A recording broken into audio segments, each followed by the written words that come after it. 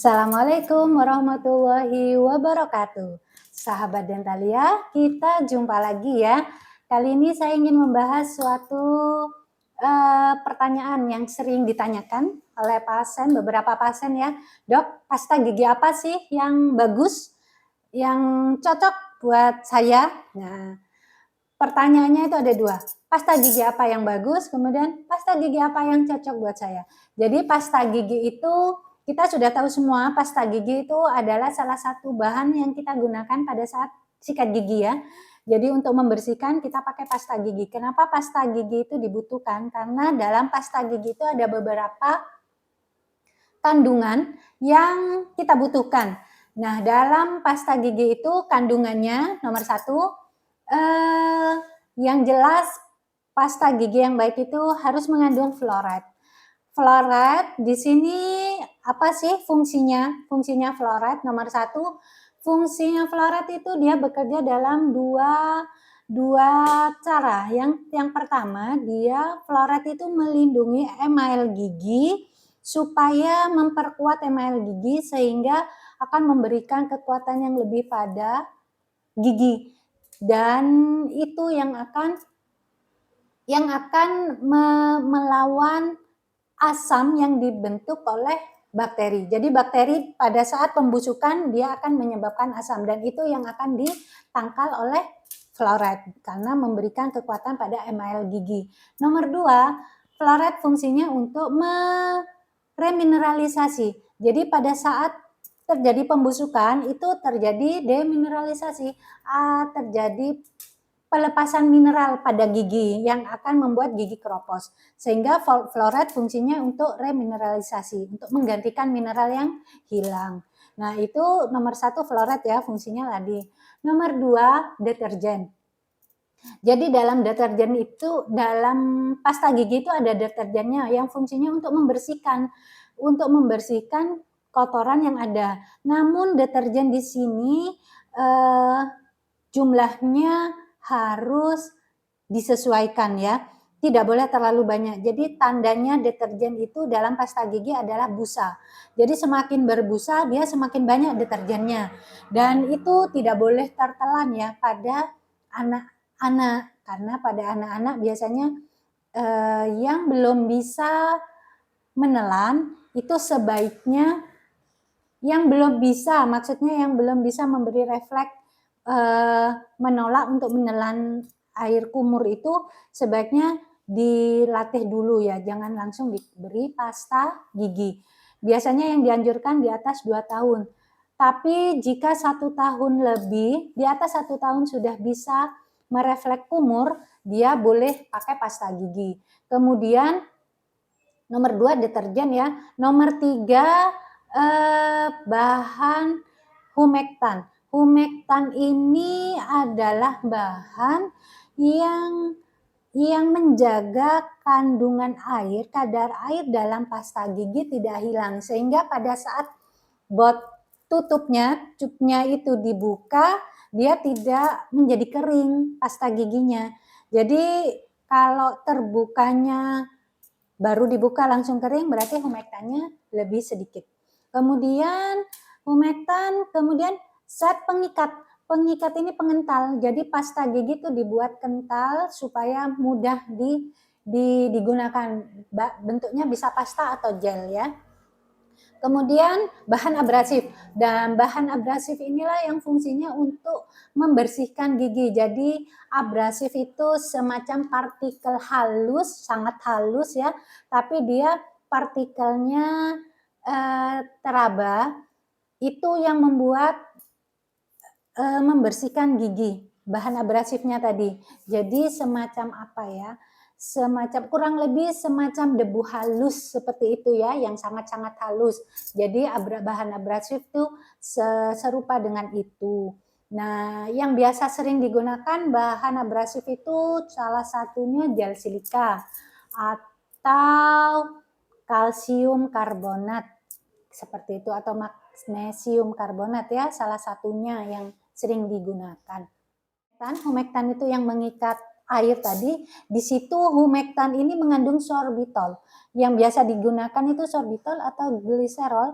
Nah, dan itu tidak boleh tertelan oleh anak. Karena apa? Pada humektan ini mengandung bahan yang fungsinya sebagai pencahar. Jadi misalnya tertelan, dia akan menyebabkan anak diare. Kenapa pasta gigi tidak boleh tertelan? Salah satunya yaitu mengandung humektan tadi ya. Jadi humektannya tadi jangan sampai tertelan oleh si anak. Jadi itu salah satu bahannya. Kemudian tadi abrasif sudah ya, pengikat sudah, kemudian perasa. Perasa itu bisa dari melon, rasa-rasa buah gitu ya, seperti itu, serupa dengan itu, atau bahkan mint itu, dan aneka macam aroma itu tambahan sebagai pengikat, sebagai ini aroma supaya tertarik, terutama anak-anak ya. Kalau mentol biasanya sebagai penyegar. Selanjutnya yang ketujuh yaitu bahan pewarna. Bahan pewarna ini itu hanya sebagai variasi aja ya untuk memberi warna pada pasta gigi. Kemudian yang bahan yang juga ada sekarang itu variasinya banyak, beberapa pasta gigi yang diberi bahan tambahan tertentu. Contohnya bahan tambahan itu contohnya pemutih. Jadi ada sekarang pasta gigi yang fungsinya untuk pemutih, jadi diberi bahan tambahan sebagai pemutih atau bleaching ya. Bleaching gigi tentunya yang kadarnya aman untuk digunakan setiap hari. Kemudian pemutih ada juga diberi zinc citrat. Zinc citrat ini fungsinya untuk meluruhkan debris atau plak, itu biasanya biar lebih lunak. Yang ada kandungan zinc citratnya itu fungsinya untuk meluruhkan plak-plak yang sudah mulai mengeras. Pemutih, kemudian ada juga bahan yang anti ini sensitif, desensitisasi. Jadi untuk beberapa kasus yang giginya sensitif bisa menggunakan itu. Itu biasanya lebih alkali, lebih bersifat basa. Jadi untuk mencegah rasa linu yang hipersensitif gitu ya. Kemudian ada juga bahan yang mengandung triklosan. Salah satunya triklosan anti radang. Jadi ini biasanya digunakan pada kasus-kasus gusi yang radang.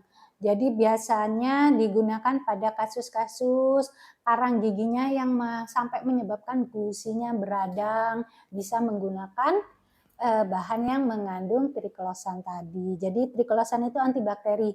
Jadi antibakterinya lebih banyak dibandingkan yang biasanya.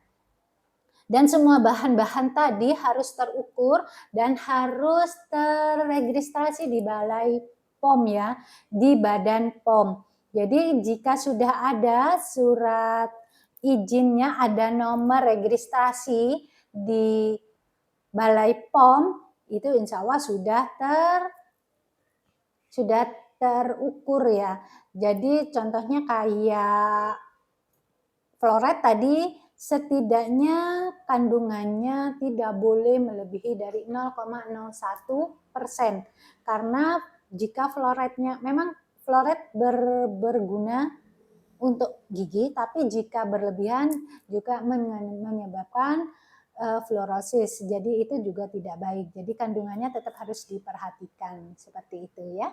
Demikian yang bisa saya sampaikan. Silahkan pilih pasta gigi sesuai dengan kondisi Anda. Jadi tidak sembarangan pasta gigi bisa kita gunakan, tergantung kondisi kita. Kalau misalnya kita tidak ada radang atau normal-normal saja, ya tidak usah menggunakan pasta gigi yang anti radang. Salah satunya seperti itu ya. Terima kasih. Salam sehat. Tetap jaga kesehatan dan kebersihan gigi kita. Minimal sikat gigi 2 kali sehari, sesudah sarapan dan sebelum tidur malam.